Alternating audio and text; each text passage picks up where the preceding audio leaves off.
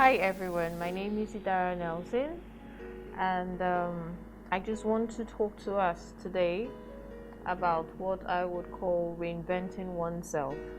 Now, first, I'd like to introduce what it means to reinvent yourself. It means to make major changes. For example, say you're someone who feels life is passing on and you're not achieving as much as you want to. I think you can always stop, no matter your age, no matter what area of life you find yourself. You can always stop, make the necessary changes, take the necessary responsibility, and then effect whatever kind of change you want to see in yourself or in your future. It also means to present something in a new way. So, for example, say you're a mechanic or you're a carpenter and you want to do things in a different way. That's also reinventing yourself. You can choose to repackage yourself. You want to be different, you want to be exceptional. Yes, it can happen for anybody at whatever level and whatever age in life. I just want to introduce how we can do that, the ways in which we can do it. Number one, it's see yourself outside of yourself. It doesn't matter how low you are in life. If you know you want to be an engineer in future, see yourself as an engineer. It doesn't matter what level you are. It doesn't matter how life is turning you at this point. But if you keep dreaming, you keep aspiring, you keep taking the necessary steps that you need to, yes, you can become an engineer, and it doesn't matter at what age. People would say life begins at 40, but for me, life begins at just about any age. It's when it dawns on you that yes, you really need to make a change, you really need to be better. There's more in you. You're not living your best life, you're not fulfilled yet. So it doesn't matter at what age it happens. I know that it can happen for everybody and for anybody, regardless of the age. It also means finding habits that are associated with your passion. For me, passion is a very big drive in life. If you're passionate about something, it doesn't matter how long it takes, your passion won't just die. Your passion will keep you going. Your passion will fuel you to want to go the extra mile, to want to pay the prices that's required of you to get to that next level, to become that person you want to become in life. And then setting realistic goals. It's like saying you want to build a house. You can't build a house in the air. You need to sit down. You need to think. You need to put goals, realistic goals. Give yourself a timeline. Tell yourself, if you have to write O levels again, you have to resit for JAM.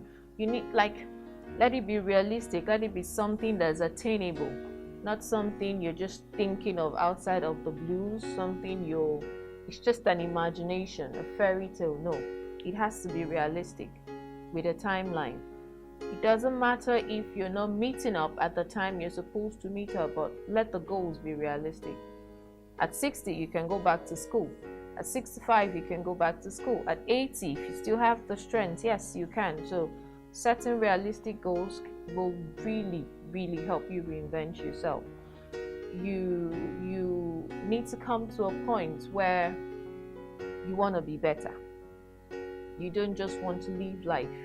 You don't just want to pass through the earth, but you want to live a fulfilled life. And that can happen for anybody and everybody and at any age. I would also say surround yourself with people who tell you the truth. Now, don't have friends who are chatty, merry kind of friends. You want to be an engineer, you don't have O levels, you've not written JAM, you're not thinking about school, and you have friends who tell you just being a mechanic can help you be an engineer. No, you need to have truthful friends around you, people who can help you become whatever you want to become, people who will tell you the truth, people who would, and I would prefer you have friends that are more exposed and more older than you. That's one thing that helped me in life. As a teenager, I never moved with teenagers. I moved with adults. I moved with people that were more exposed than me. And so when I see someone and I see the achievements, I aspire. I want to be better than that person. So if you have true friends around you, people who motivate you to want to be better, people who bring out the best in you, and yes, it will not always be in a fun way. You have clashes, you might have misunderstandings sometimes, but true friends, it doesn't matter the process, they help you bring out the best in you. And then constantly look in the mirror. I do that a lot and I still do that till date. I look myself in the mirror and I tell myself I'm beautiful. I tell myself I'm a go-getter. I tell myself I can be anything and that this level is my starting point. And yes, I would recommend that. Doesn't matter how ugly you think life is or how ugly you look. For me, nobody is actually ugly. So if you can just sit with a mirror, that's like the best thing that can happen to anyone.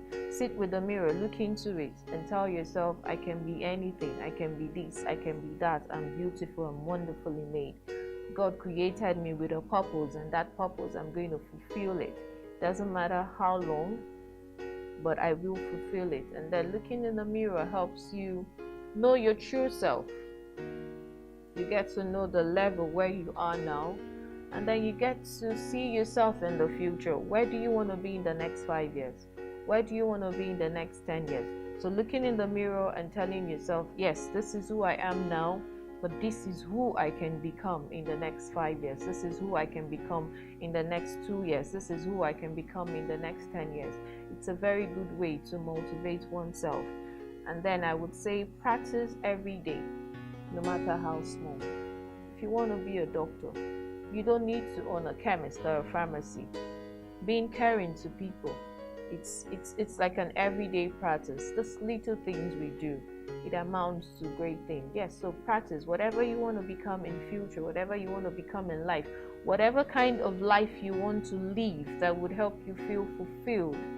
It's good you practice every day. You want to be a nurse? Practice what it feels like to be a nurse.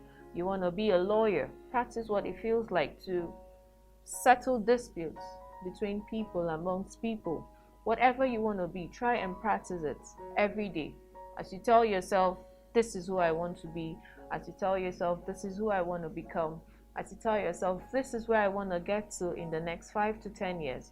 Then it's also good you practice becoming that every day. If practice requires going to school, if practice requires studying more, if practice requires putting your hands on the deck to learn more, then yes, you've got to practice every day so you become perfect. And then find habits that are associated with the kind of changes you want to see. I can't say I want to be a lawyer and not want to read. You have to learn to read. You don't have to start reading very sophisticated books. Start from what gives you passion, something that makes you enjoy reading, and you start reading from there. Before you know it, reading 1 page a day, 2 pages, it becomes a habit. So yes, you have to find habits that's associated with whatever changes, whatever you want to become in life. I like to talk. I like to hear myself talk. I want to hear the way I sound. Why? Because I have a passion for youths. I have a passion for teenage girls. I want to be able to sit a large group of girls and talk to them and let them know that you can be anything, anybody. The sky is a starting point, it's not a limit. So yes, I practice talking. I like to talk. I love to hear myself talk. I love to hear the way I sound, and I'm passing it on to my own children. So get habits. Like they say, your habits becomes you. It becomes your character. It becomes your everyday thing. So do habits that are associated with the kind of changes you want to see in yourself. And then finally, I will say, be yourself. There's nothing as important as being oneself. In as much as I today look at Ngozi Okonjo-Iweala and I like her, I admire her. I know she had challenges as well growing up. I might be facing different kind of challenges, and yes, I sure I am, but I know that I can become like her or even better. But I have to do that in my own way. I have to be myself. I can't pretend to be who I am not. I can't pretend to be where I am not. So you just have to be yourself. It's good to have friends around you. It's good to learn good habits and all of that. But if you're not yourself, you keep losing out. I would always say you can deceive others, but you can deceive yourself, no matter how long. So it's good you be yourself. Be open to yourself. Be truthful to yourself. Let everybody know this is who you are and this is who you want to become. So yes, you can, true friends would help you judge the progress of your growth. But when you're not being yourself, when you're faking yourself, when you're faking the level in life where you're not, nobody would be able to say, okay, this is where you were and this is where you have moved to. So yes, you've got to be yourself. You've got to be true to yourself. You've got to tell yourself the truth. And that way I know that one can really invent oneself. Thank you. Thank you very much. I believe you had a wonderful session with Mrs. Idara. Okay, please get more engaged with us as you subscribe to our YouTube channel. Just click on the subscribe button and also turn on the notification bell. Thank you and see you some other time.